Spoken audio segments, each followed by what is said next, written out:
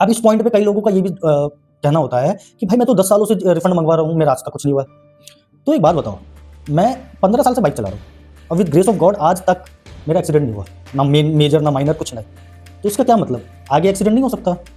इसका क्या मतलब कि मैं अमर हो चुका हूँ? इसका क्या मतलब कि मैं कुछ भी कर सकता हूँ अब? मतलब मेरा अभी एक्सीडेंट नहीं हुआ, अब मैं रश राइडिंग करूँ, जिगजैग राइडिंग करूँ, मेरा एक्सीडेंट नहीं होगा? अरे बिल्कुल हो सकता है भाई। तो हर एक राइडिंग के वक्त माइंड में ये रखना पड़ेगा मुझे कि भाई जहाँ मैं जा रहा हूँ सुरक्षित पहुँचूँ। ऐसे ही हर आईटीआर के वक्त, हर जीएसटी रिटर्न के वक्त आपको भी सुनिश्चित करना पड़ेगा कि जो डेटा आप डाल रहे हो, जो भी इनकम एक्सपेंसेस डिडक्शन वगैरह जो भी आप क्लेम कर रहे हो, वो जेन्युइन हो। अदरवाइज इनकम टैक्स में लव लेटर आ जाएगा।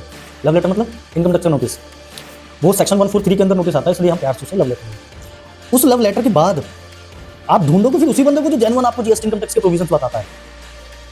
क्यों? क्योंकि नोटिस का काम करना उनको नहीं आता भाई।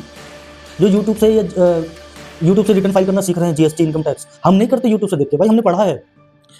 हमें प्रोविजंस पता है और हमें ये भी पता है कि अगर आप कंप्लायंस नहीं करते तो उसका क्या इंपैक्ट पड़ सकता है आपके ऊपर, क्या कॉन्सिक्वेंसेज हो सकते हैं, वो हमें पता है। तो जब आप डॉक्टर के पास जाते हो ना, जो डॉक्टर बोलता है आप मान लेते हो कि ये दवाई लेनी है, इस टाइम पे लेनी है, ऐसा करना है, वैसा करना है, तो ऐसे ही हमारी भी बात सुनो, क्वेश्चन मार्क मत लगाओ। आपके फ़ायदे के लिए बात चीज़ें होती हैं और दुनिया का नहीं पता। मुझे, मैं पर्सनली बताऊँ, मैं हमेशा कोशिश करता हूँ कि भाई जो भी जिनका भी मैं काम कर रहा हूँ उनके लिए, मतलब उनके फ़ायदे के लिए हो, उनसे हद से हद उनका फ़ायदा हो, चाहे मुझे थोड़ा सा उसमें वक्त लग जाए।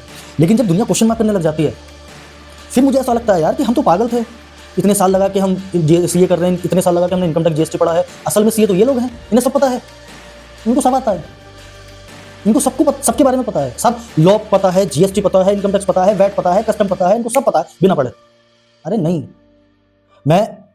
मैंने ऐसे भी केसेस देखे हैं जहां पे आईटीआर फाइल हो रही है लेकिन टीआईएस की इन्फॉर्मेशन को उन्होंने आईटीआर के अंदर इंक्लूड ही नहीं किया। टीआईएस तो वो डॉक्यूमेंट्स है भाई जिनकी इन्फॉर्मेशन ऑलरेडी गवर्नमेंट के पास है आपकी। तो जो चीज पहले से सरकार को पता है वो चीज आप नहीं बताओगे तो कैसे होगा? वो तो पकड़े जाओगे ना फिर आप। तो इस चीज का ध्यान रखो, फ्री की रबड़ी के पीछे मत भागो, ये लॉ है।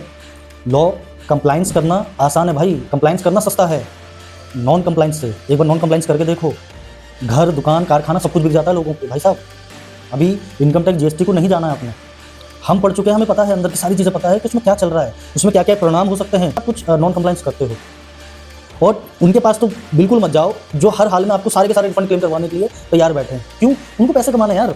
और उनमें से मैंने एक चीज़ नोटिस करी है, आईटीआर में भी वो सीए का थप्पा लगवा रहे हैं, साइन कर रहे हैं। मतलब आईटीआर उन्होंने फाइल करी, सीए का थप्पा किसी और का।